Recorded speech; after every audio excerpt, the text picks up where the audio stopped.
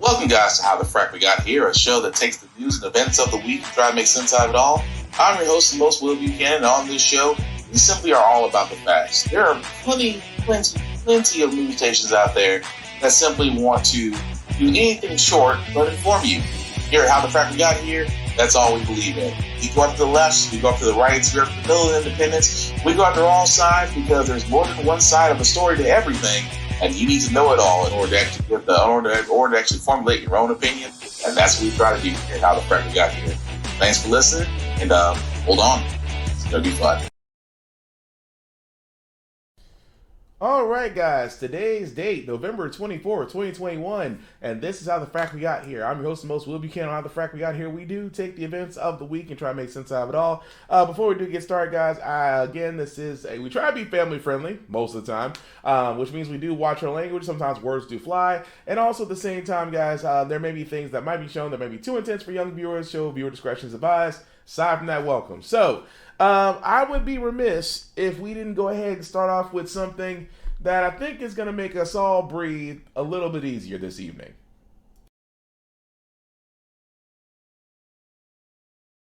Verdict forms separately. First verdict form I have is the State of Georgia versus Travis Mcmichael. Mr. Mcmichael, please stand. Verdict is as follows. In the Superior Court of Glenn County, State of Georgia, the State of Georgia versus Travis Mcmichael, case number CR 000433. Jury verdict form. Count 1, malice murder. We, the jury, find the defendant, Travis Mcmichael, guilty. I'm going to ask that whoever just made an outburst be removed from the court, please.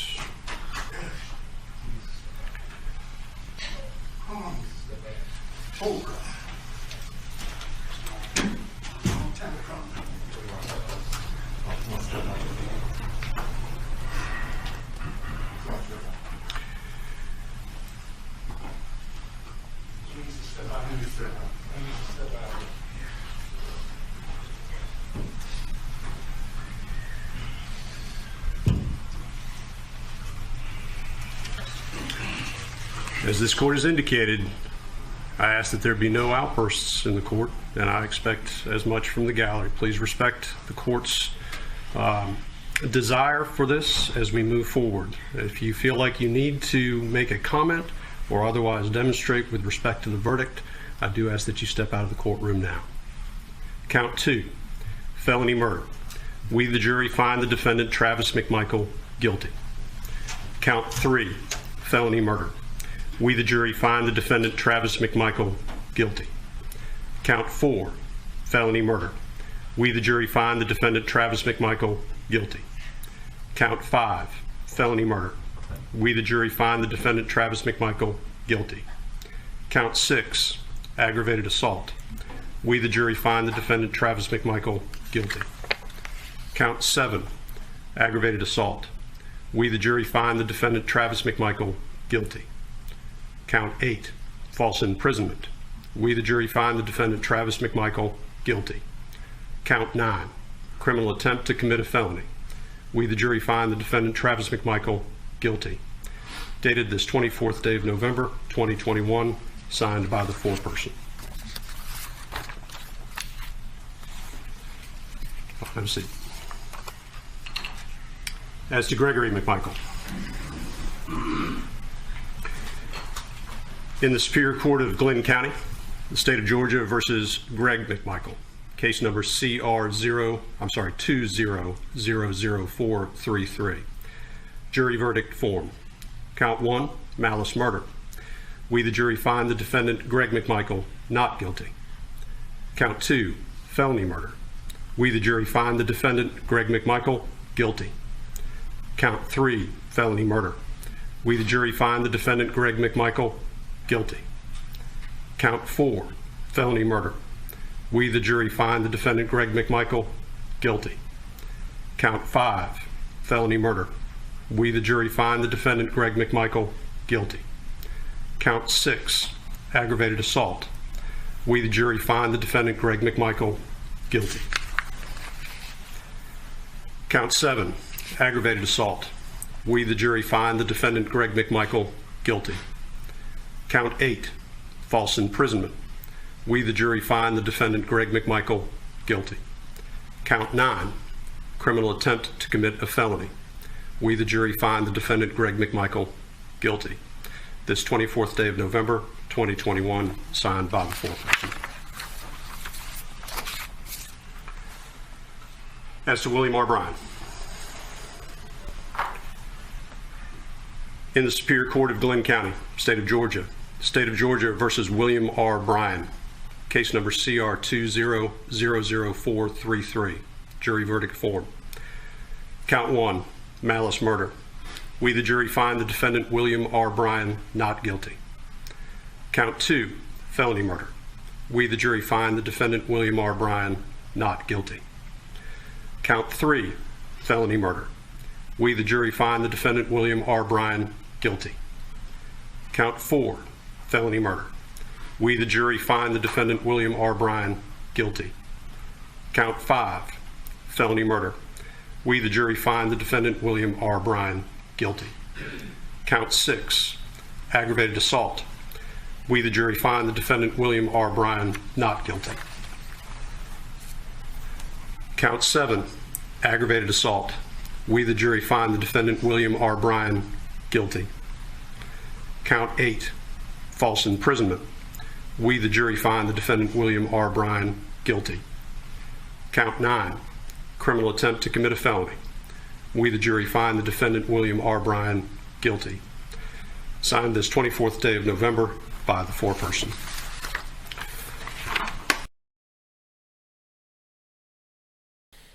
Okay, so as you guys have seen, that was actually a little bit earlier today and has been probably circling everywhere from news to social media. But yes, the three men that murdered Ahmaud Arbery have all been found guilty. Of course, all three men have been found guilty of murder, especially Travis McMurray. Travis McMurray actually is guilty of all charges, while the other two were actually acquitted of a lesser murder charge.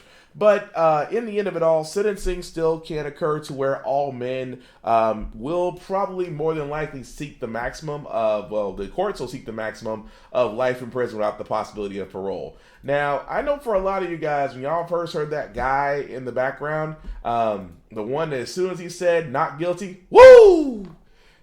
Look, I respect the courts. I do respect the courts to a certain extent. I still think the American justice system is still broken, but still, there's a reason why a lot of us, when that guy let out that woo, we finally heard a guilty verdict that was in favor. A lot of people don't understand, but then a lot of people don't want to ignore. A lot of people want to ignore it. That when it comes to people of color, we do not get a fair shake in the American justice system. Richard Pryor's comedian said it best. He said, "You go downtown looking for justice. That's what you find, just us." The truth of it is, we've had this a long time coming. Because keep in mind, the Kyle Rittenhouse verdict was just less than 48 hours ago. 48 hours ago, Kyle Rittenhouse's verdict came in, and of course, that murderer got to walk, even though he killed 2 people and maimed 1. So, of course, let's look at the correlation here. Kyle Rittenhouse had a nearly all-white jury with a person of color. The evidence was basically overwhelming that Kyle Rittenhouse literally drove to a place that wasn't his, with a gun that wasn't his, that he was underage at the time, and used it and claimed self-defense, and the jury let him walk. Why is that relevant? It's relevant because look at the Ahmaud Arbery case. Again, a nearly all-white jury, 1 person of color. The evidence, overwhelming. They stalked, hunted, and killed this person on recording. On recording. Even the actual person, the actual prosecutor for the county that was in, was about to give them a pass. Because, again, the good old boy state, they didn't even want to pursue this until that footage was released to the press. If that footage was never released to the press, I fear we would never have an Ahmaud Arbery trial. I fear we would never get justice. I fear just for a lot of things. Just literally like George Floyd. I can say this all the time. The woman who recorded George Floyd's execution, if it wasn't for that video, you wouldn't have 3 cops right now facing jail time. This is why I keep saying to you guys, the justice system is so flawed, because we're breathing easy over something that should be a slam dunk. This would be a first-year prosecutor's dream. Here's the evidence. Here's the people.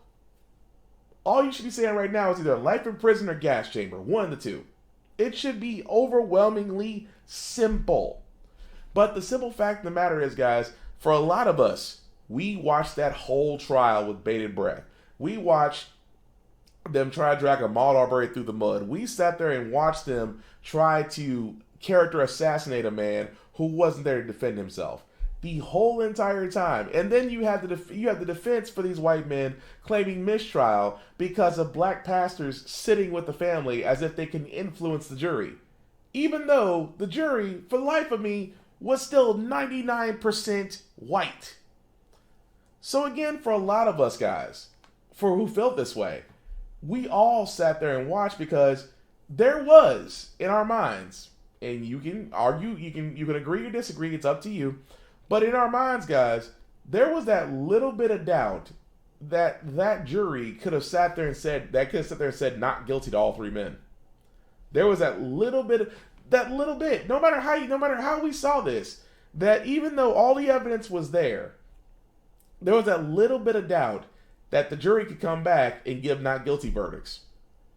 And again, it's crippling. And I can't say, and it's hard to sit there and say otherwise. It's crippling. Because you know why? Because when it comes to people of color, we do not get a fair shake in America. When we're accused, it takes forever and a day to get our records, to get our names cleared. Long after, more than likely in most cases, dead and gone. There's still plenty of people that are literally sitting in jail right now who haven't had a trial yet, but can't afford cash bail to get out because of the cash bail system. So again, the reason why I keep saying that, this is where I said that I can understand why the guy in the courtroom, I can understand why he expressed himself. Hell, I expressed myself too, just because that's finally we get justice. Now, again, that's not the end of that. Now, unfortunately, that's not the end of the trial. Keep in mind, sentencing will follow, and of course, there's still a federal charge out there for hate crimes. So there's still additional years that can be taxed on. So it could be possibly multiple life sentences without the possibility of parole for these 3 men. But keep in mind, when I sit there and said we still have 2 other cases out there that didn't get the same. Well, I won't say got the same national attention, but will, because again, this is the reason why our court systems need to change, especially when you hear this next story about the Groveland 4. And if you don't know who the Groveland 4 is, you're about to find out. Black men wrongly charged and accused of rape. 72 years later, their families finally getting some closure. A Florida judge exonerated the Groveland 4, as they came to be known.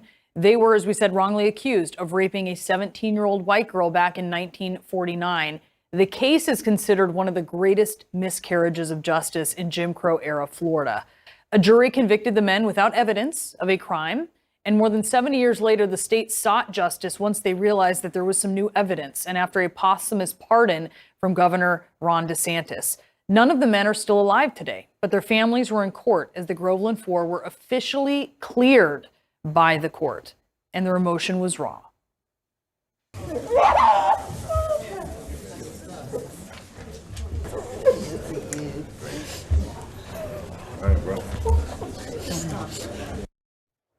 That is the daughter of one of the Groveland 4, Charles Greenlee, and Carol Greenlee is with us now. Carol, that moment where we saw you in court, I can't even imagine what this was like. How did that feel, finally, to have your dad exonerated in a court? That felt like 72 years of emotions balled up in a bottle that burst. I tried to, several times, restrain myself, but it was just hard to feel that at last, 72 years, this cloud had been rectified over me. I felt like I'd got my day out of prison. Riding a wave, a huge monster wave coming up that I had to get on in. And it just, this wave just came up in emotions.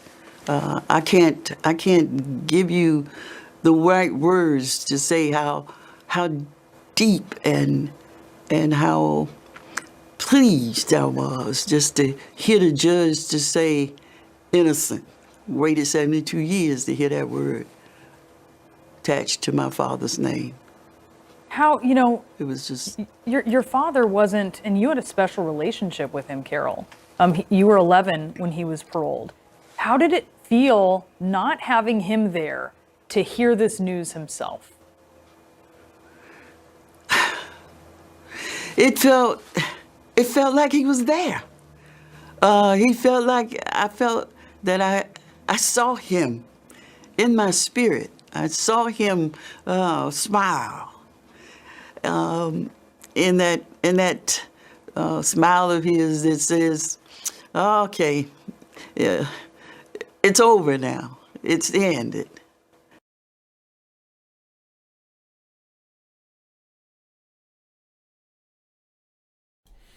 Now think about that for a second. The Groveland Four. Four teenage black boys accused of raping one white girl. Why does that story sound so familiar? I mean, we can go down the list. And this is why I sit there, and this is, guys, why I sit there and say, it's like, imagine you're the child. Imagine you're her, the daughter of one of those men that after he is passed on, that now they realize, oh, you guys were accused. You guys were accused, and now we're exonerating you. And that emotion from it all, to be accused of something you didn't do, and to finally get that exoneration. This is why I sit there and say I can find more stories. I can honestly find more stories of this, because they are out there, folks. They are truly out there, of people of color who have been imprisoned, accused of something they didn't do, and it takes decades for the same courts to turn around and sit there and be like, yeah, we're sorry. You guys are exonerated. You're sorry. We're sorry. Even more so, this is why I sit there and say, people don't understand when people of color sit there and say, we get no justice. But the moment we do, it's the emotion, it's the stress, it's everything that drove us to that point that we can finally let it out. That's why I'm not mad at old boy in the Ahmaud Arbery trial that turned around and was like, yes! Again, I'm not mad at the woman of the daughter who just sat there and said, I have no words to explain how I feel because I never thought this day would happen. And again, this is the part where I keep saying, and people still don't understand why we say the justice system is broken. I'll even give you guys another one. There's a man right now who, again, accused of something he didn't do that nearly took 42 years of his life.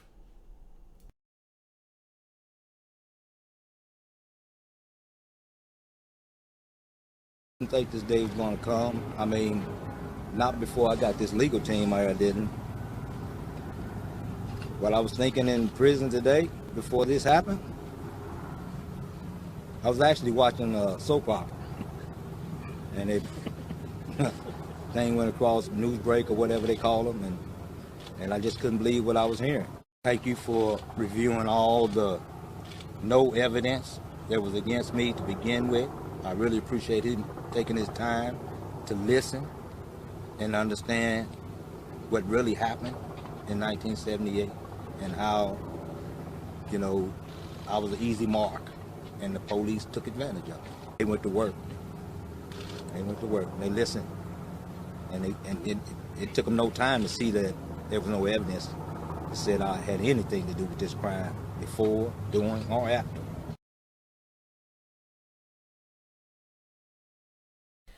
Now imagine that. Again, in the span of less than 24 hours, what do we have? It finally took justice for 3 white men to face the fact they killed and murdered a black man, and 2 exonerations. And it's just Wednesday. And, at a time when we should be celebrating getting together and really just being thankful and just really enjoying food, the whole idea of it all is to be accused of rape, to be accused of murder, to be, to have your life ended. At the same time, the evidence there doesn't suggest an automatic guilty verdict, that so many things have to happen just for that to get there. And then you wonder why we as black folks, we celebrate, we yell, we thank God, we cry, we scream, we are a soulful people. I know we say it all the time, but it's true. We're a soulful people. We feel it. Our emotions drive us. Our passions drive us. So with that being said, guys, when it comes to the whole idea, and I make this a point to where it just gets to a certain level for black folks. It's like we take it to heart, and black men and black women all the same. We take it to heart. At the same time, as much as there are some wrongs that are being righted, it just goes to show you, for the simple fact of the matter, that we still got a long way to go. Don't believe me? Remember that Unite the Right rally in Charlottesville where a whole bunch of guys decided to go to Target for their tiki torches and white polos? Well, did not know there was a case about it, and even more so, there was a ruling about it.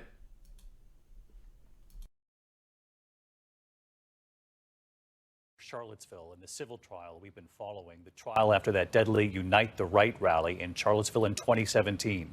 Tonight, a federal jury now ordering white nationalist leaders and organizations to pay more than $25 million in damages to 9 victims. Here's our Chief Justice correspondent, Pierre Thomas. Tonight, a jury in Virginia holding the white supremacist and neo-Nazi organizers liable for the violence at their Charlottesville rally that turned deadly in August 2017. I think this verdict today is a message that this country does not tolerate violence based on racial and religious hatred in any form. Jurors awarding over $25 million in civil damages to 9 victims, including several caught in the carnage as a racist rammed his car into a crowd, killing Heather Heyer. Charlottesville became ground zero for the nation's racial tension as a debate erupted over whether a statue of Confederate General Robert E. Lee should remain in the southern city. Jews will not replace us! The neo-Nazi who killed Heyer was convicted of murder, but Heyer's mother has long wanted the organizers of the white nationalists to face justice as well. I hope that not only are they bankrupted, but I hope that other groups realize that there are dire consequences to their actions.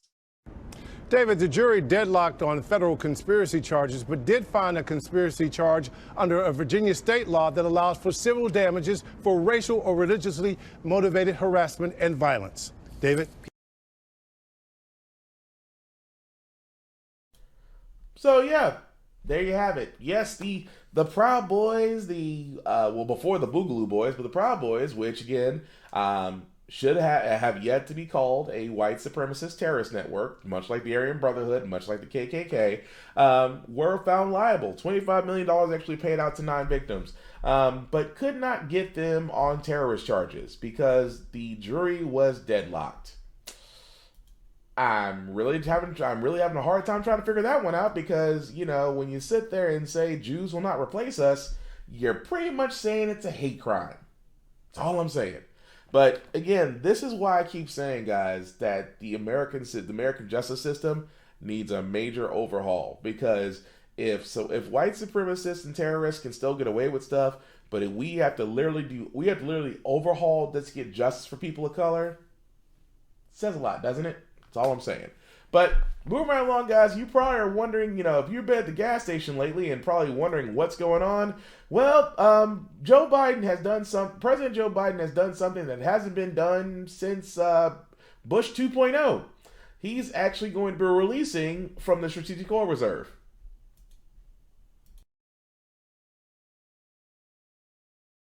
Ever of the U.S. Strategic Petroleum Reserve, or the SPR.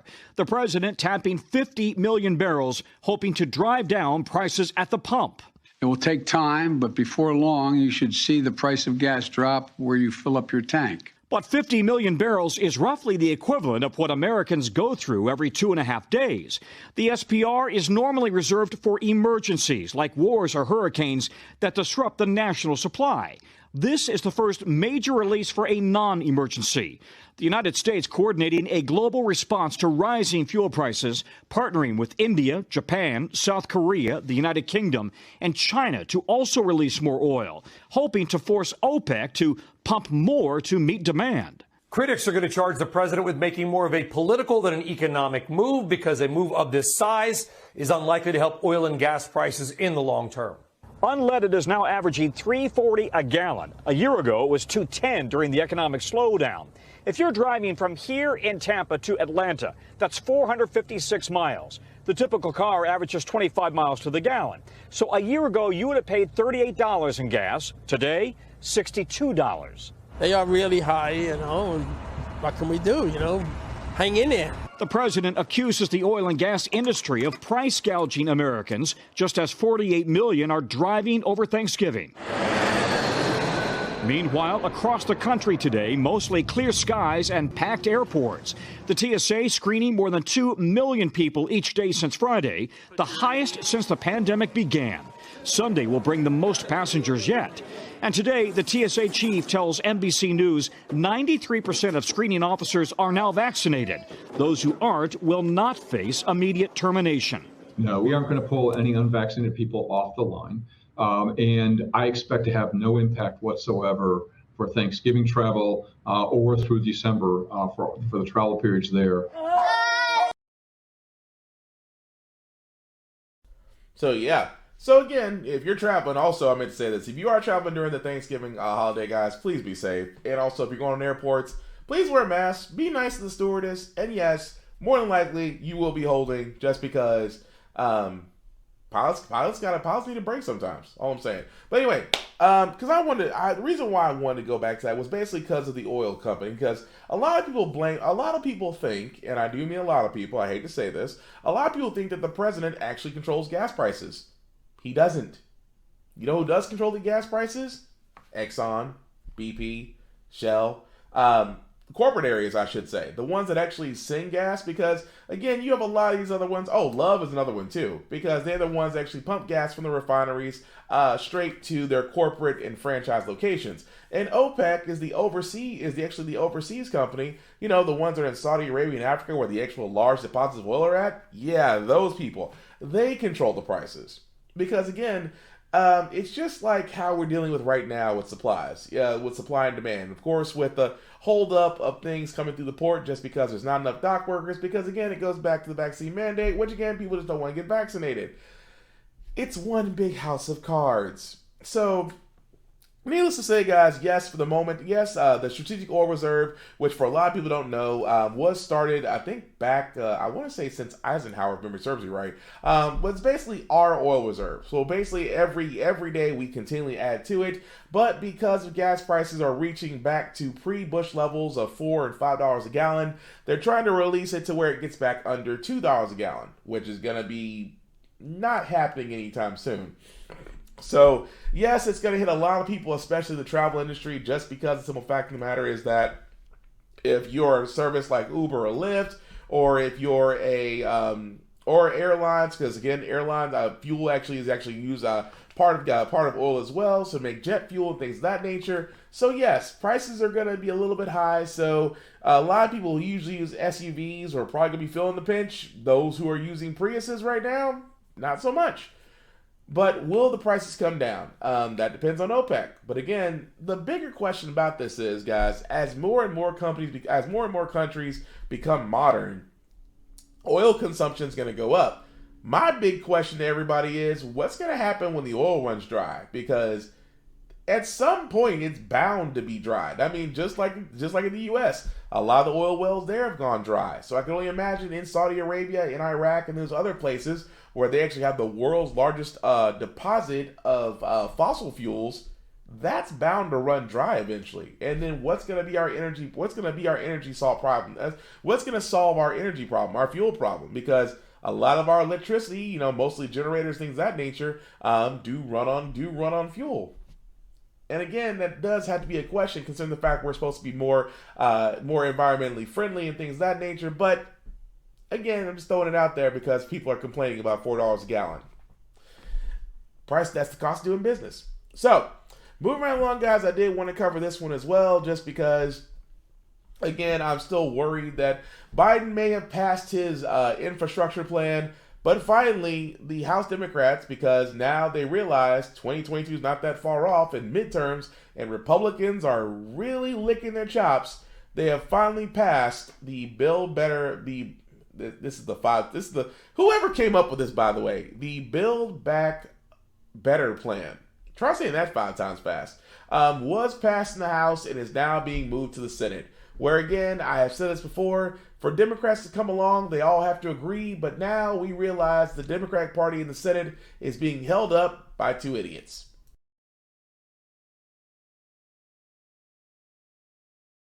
Are now on the Senate after the House passed President Biden's $1.7 trillion social spending package on Friday. This follows the passage of the $1 trillion bipartisan infrastructure plan, which Biden signed into law last week. But now the question is, what is next for this social spending plan? And really, what will be changed in the Senate? For that, let's go ahead and bring in NBC News national political reporter Sahil Kapoor, as well as NBC News senior digital White House reporter Shannon Pettypiece. Sahil, let's start with you. Can you just first kind of set the scene for us? Explain how the Senate is expected to vote on the social spending package and really what obstacles are still ahead for this bill. Absolutely, Morgan. A historic vote in the House of Representatives passing on a party line basis, a major piece of legislation totaling about $1.7 trillion in new spending over a decade to remake the social safety net from cradle to grave and include a historic investment, more than $500 billion to combat climate change. Now, you see on the screen the 4 big provisions of the House bill that face uncertainty in the Senate. There's 4 weeks of paid leave. Senator Joe Manchin has said he objects to that being included in this bill. He is the 50th vote, and without him, there is no legislation that makes it to Biden's desk. So that may have to come out. Immigration, there's legal status in here for about 6.5 million people, basically a protection from deportation and provisional work permits. The state and local tax deduction up to $80,000 from the current $10,000 limit.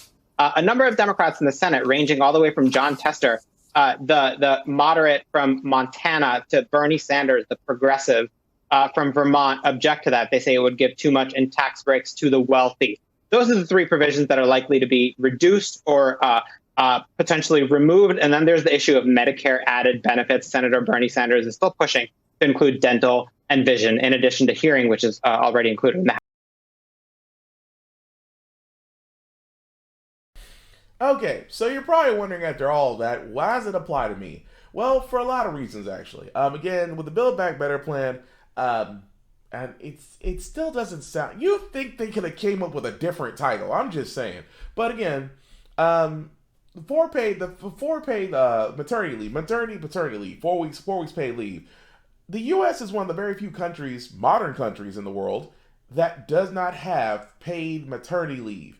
Most other countries have up to 12, almost up to a year of paid off maternity leave.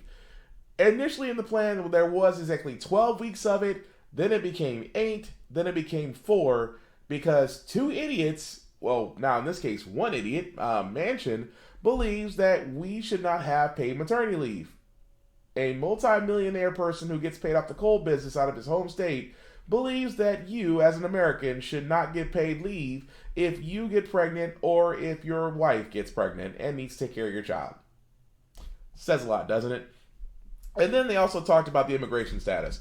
Immigration will always be that hot letter button, and I've never understood that. You would think by now we are a nation of immigrants. I mean, hell, tomorrow is literally the equivalent to immigrants.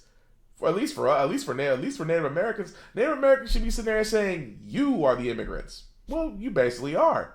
I mean, aside from the fact that the genocide and taking their land from them, but that's a whole nother story. That's a whole nother story in history they don't talk about.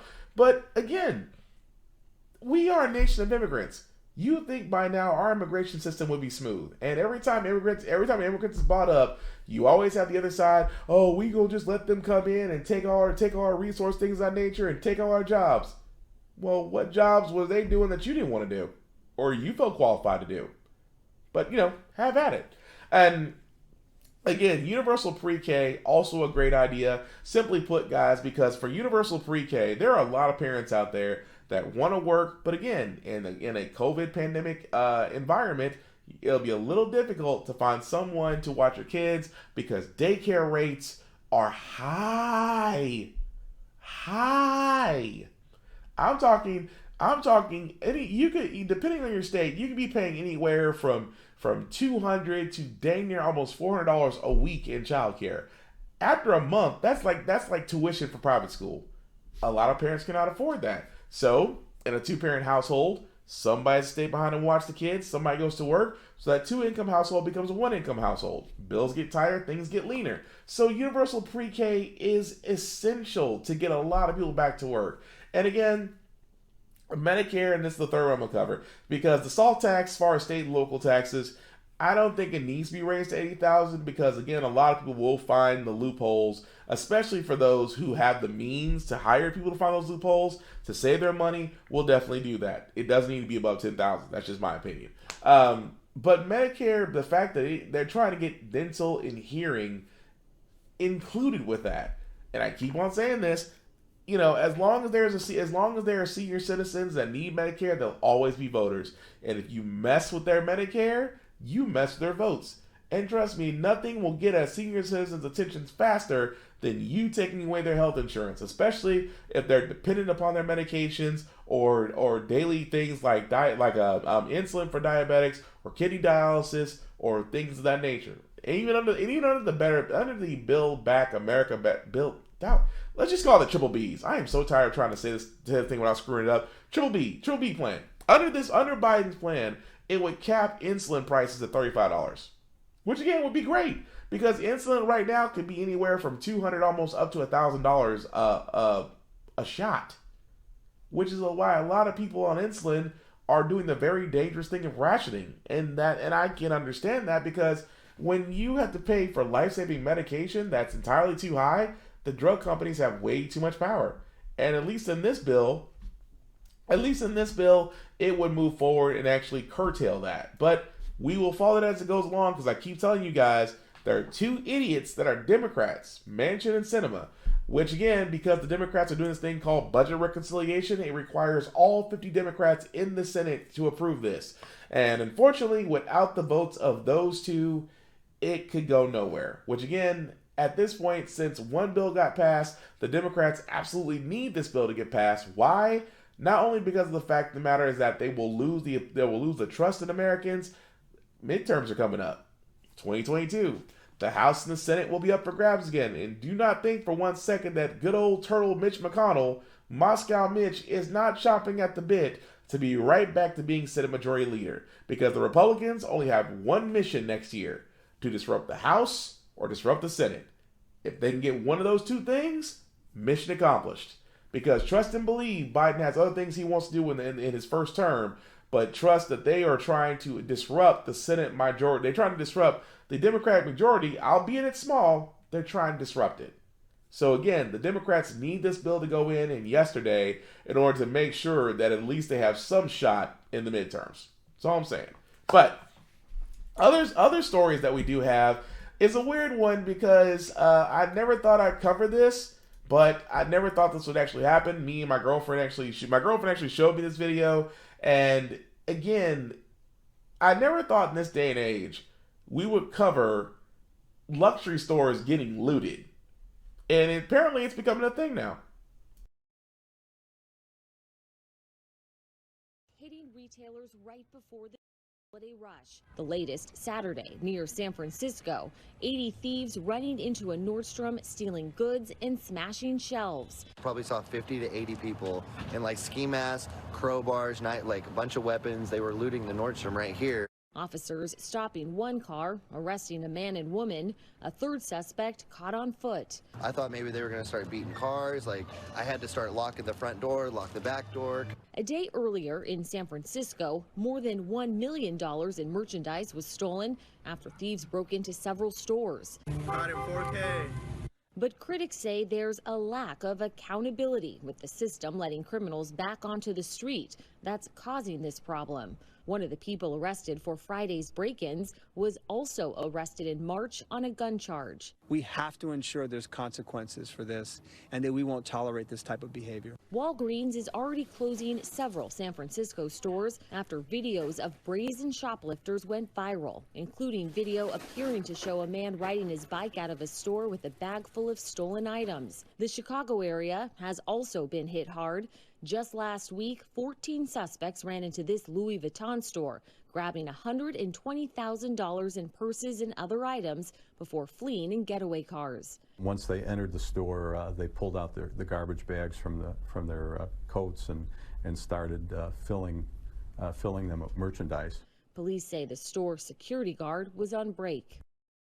Illinois' Attorney General has now formed a task force for this kind of crime. And in addition to more police on patrol, San Francisco is changing traffic rules in one area to prevent shoplifters from parking their getaway cars near stores.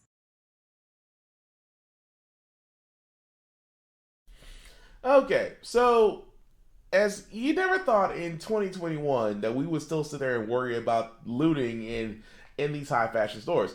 Now, do I think it's related to crime? It could be. But I also sit there and say, keep in mind, guys, these are pre-pandemic levels, which means that not a lot of staff, not a lot of foot traffic, and again, not a lot of security. So, yeah, these do become easy marks, especially for areas that don't commonly see this type of crime, I guess you could say, as we call them in the South, white neighborhoods. Because nobody expects this to happen in those areas. Now, you come to areas where there's predominantly black people and high amounts of crime. Oh, sure, you expect police presence every 24 seconds. You expect cameras to be up. The whole area is being monitored and surveillance. You expect that. You don't expect that. You don't expect that in suburbia. So I'm not saying that they deserve it. I'm not gonna lie, I kind of chuckled a little bit just because a lot of these businesses are insured, but these people were bold, especially dude in Walgreens. How bold do you got to be to where you are on a bike with a bag full of stuff on video? Bruh, they gonna find you. I'm sorry, it's like they are bound to find you because you have made it shockingly easy. And again, that does say, well, what about crime? It goes back to our justice system. It's amazing that you say, well, it's just the fact that our justice system lets criminals go. Well, here's the thing. What's going to wind up happening to me is that shoppers are going to change. They're going to change a lot of things about shopping. Number one, you don't think they're going to have impressed security. They will. Two, simple fact of the matter is, I wouldn't be surprised if the laws on shoplifting and theft don't increase in penalties. Would not be surprised. Because this is what they usually did. Like when Joe Biden helped define the crime bill that Bill Clinton signed into place, that Republicans, Democrats both agreed on. Keep in mind, there were stricter penalties. The 3 strikes rule got put into place. And on top of that, 100,000 more police officers were hired and trained, hired, and put out there. So what do they do? So what's the answer to this? The whole thing of vandalism? Oh, we're going to create a task force, more police. We're probably going to change our laws for shoplifting and petty theft. That's going to increase. And again, I'm not saying that's not the answer, but history repeats itself. So, like I said before, I am not advocating shoplifting. I am not advocating grand larceny. I am not advocating any of these things. It's just the fact that the whole response when it comes to crime and looting has always been more police, more jail, and more penalties. And the only people it's ever helped is the corporate prison industry and pretty much traffic courts that courts that collect fees, which go back to the state. But again, it just sounds like the prison pipeline just warming all the way back up again. That's just me. So other news, guys, I did want to cover this as well. Aside from Dollar Tree, y'all, this kind of hurt my heart. I'm not gonna lie, this kind of hurt my heart a little bit about Dollar Tree. Because keep in mind, Dollar Tree has always been $1, no matter what. It's like Dollar Tree is where you could take $20 and feel like a kid that got $20 for his birthday. Because everything there was $1. Still, and we loved it. Well, unfortunately, Dollar Tree has changed. Most items will now cost $1.25, only because of the cost of shipping and supplies, and of course the pandemic situation that we're in. That again, the lowest, so prices will raise from $1.20, or will be raised from $1.25. $1.25 is not the ceiling, however, because that will increase. However, at this time, they have not said what the ceiling will be at Dollar Tree, except for the fact of the matter is that, yes, it will be starting off to be $1.25.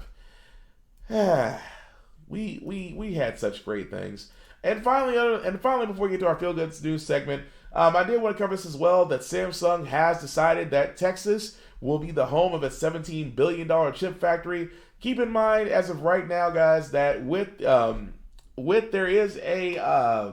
there is a superficial need for superconductor chips. Semiconductor chips is the word I was looking for, which can go anything from laptops to actual automobiles. And so Samsung, in response to the semiconductor needs, has decided that Texas will be the home of where the actual factory will be built, and it's supposedly bringing 2,000 plus jobs to the great state of Texas. Now, again, I am not against this because for the most part, a lot of the semiconductor chips that we usually do get in the U.S. do come from Malaysia and overseas. So because Malaysia has been hit with COVID, their actual factories have been slowed down, which meant that a lot of places, including automobile makers like Ford and Nissan and Dodge, have not been able to actually roll out cars because of the semiconductor shortage. However, I have to be remiss because considering the fact that a $17 billion factory in Texas and it's only bringing 2,000 jobs. I'm just saying the math doesn't add up. That's all I'm saying. The math doesn't add up.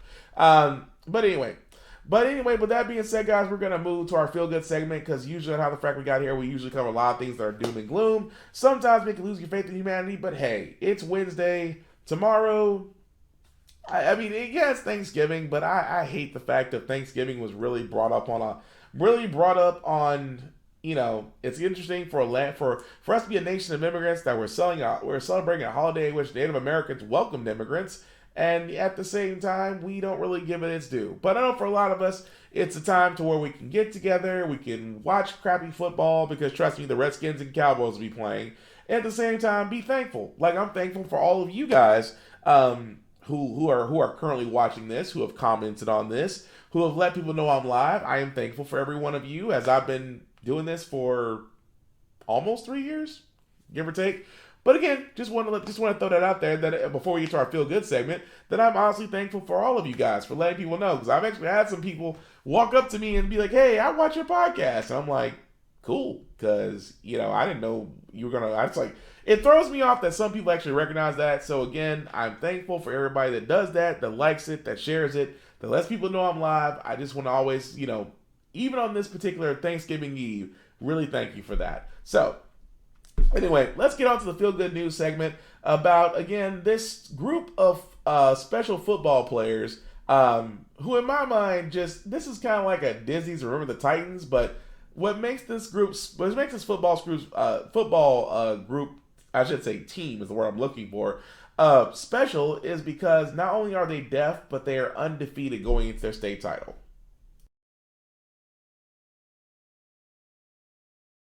You after our Persons of the Week Friday night. Well, tonight, what that young team did after we said goodnight. Tonight, the California School for the Deaf Riverside, the Cubs, proving yet again They are America strong. Just one game away now from doing something their school has never done before in its 68-year history, winning the football state championship in their division. They are undefeated, and after Friday night's report, they won again, now 12-0. The players, the coaches are all deaf, winning against teams that can hear. You met them just hours before their semifinals. They signed their Hello, David. Running back Eno Cernosa signing this. Deaf people can do anything. We're not the stereotype that's out there. And we were there Friday after the news. Their family, their classmates, all signing to them from the stands, the big game.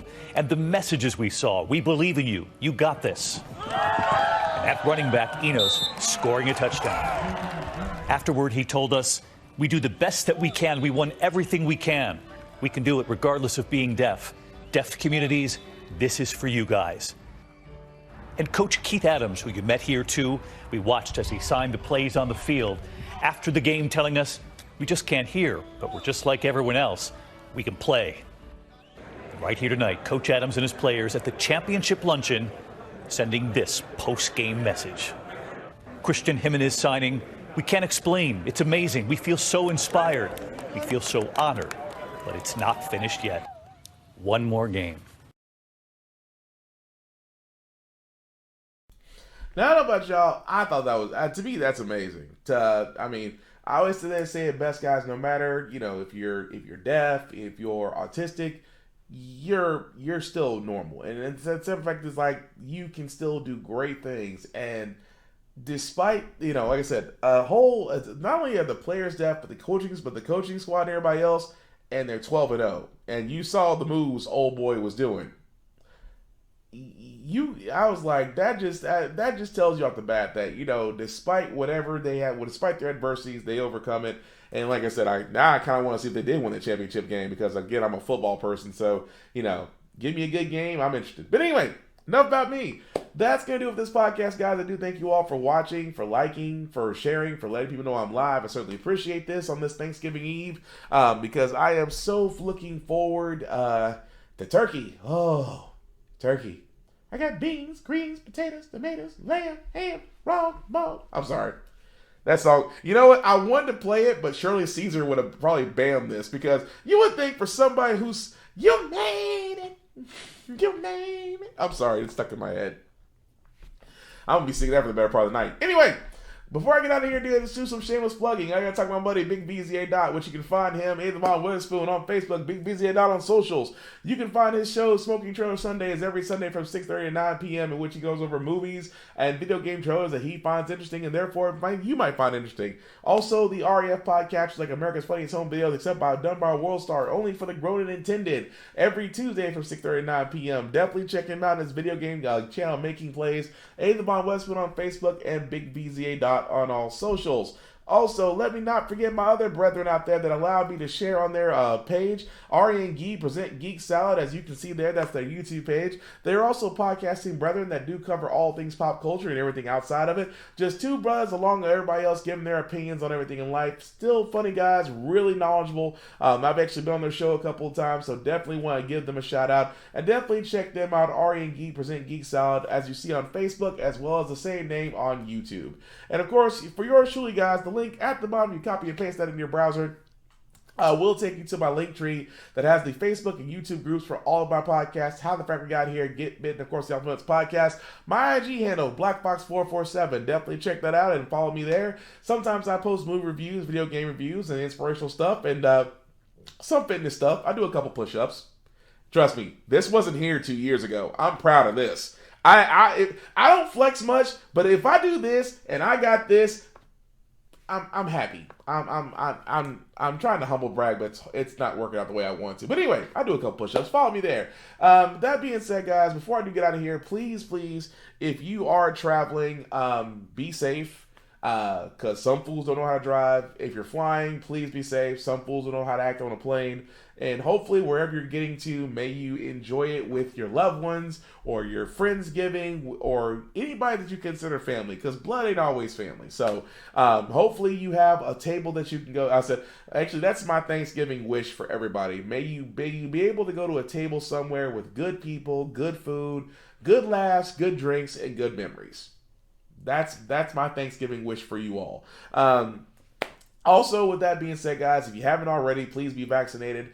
Guys, we need to at this point. It's no longer a maybe, we should. If you're vaccinated, great. Hopefully you're going to be scheduled to get your booster. If not, or if you're still on the fence, there are so many areas that we've said on this podcast to where you will be able to find the information you need to hopefully give you the right influence to get the shot. Because trust me, once we get vaccinated, we can help the people out in the ICUs, we can help our doctors and nurses, and also let's not forget, there are still people that go to the hospital for life-saving surgeries, medications, kidney dialysis, things of that nature, that may not be able to go to it because there's a person taking up a COVID bed. So let's help those other folks out by actually getting vaccinated and by actually covering ourselves, masking. Like I said, we protect ourselves, we actually help each other, because it's not just about you anymore. Aside from that, guys, like I said before, please be safe on this Thanksgiving holiday. And I know for a lot of us, if you have Thursday and Friday off, and enjoy your 4-day week, enjoy your 3-day weekend, I should say. Well, 4 days, I guess. Thursday, Friday, Saturday, Sunday. I guess it counts as 4. But again, guys, be safe. And like I said, as I usually say at the end of this podcast, guys, random acts of kindness. If you have the ability to literally and figuratively change somebody's life, whether it's a minute, a day, an hour, a lifetime, go ahead and do so. The world could use more random acts of kindness, because it's way too easy to be nice. It takes so much energy to be a dick. The last thing I'll say about how the Frack we got here, guys, it's all about staying informed. We're not trying to change minds, influence others. We are simply doing what the news stations of old try to do: give you all the information, allow you to make up your own mind for yourself. We do a lot better as a society. We're informed. We're progressive. We move forward. We try to right the wrongs of our past by making decisions now that we should have done back then, like electing our first Madam Vice President who is black. Still hoping for Michelle Obama and Barack in 2024, because I can live with Michelle. I can live with Michelle being Madam President and Barack Obama being Supreme Court Justice. Just saying, Michelle. We felt better when a black one was in charge. Aside from that, guys, have a good night. And if you're watching this on the playback, please comment if it's live. I still want to know what you guys thought about everything we covered. Aside from that, have a happy Thanksgiving. Have plenty of turkey. Please be safe. Tell your loved ones you love them. Tell your friends that you love them. And above all else, just be nice. Peace.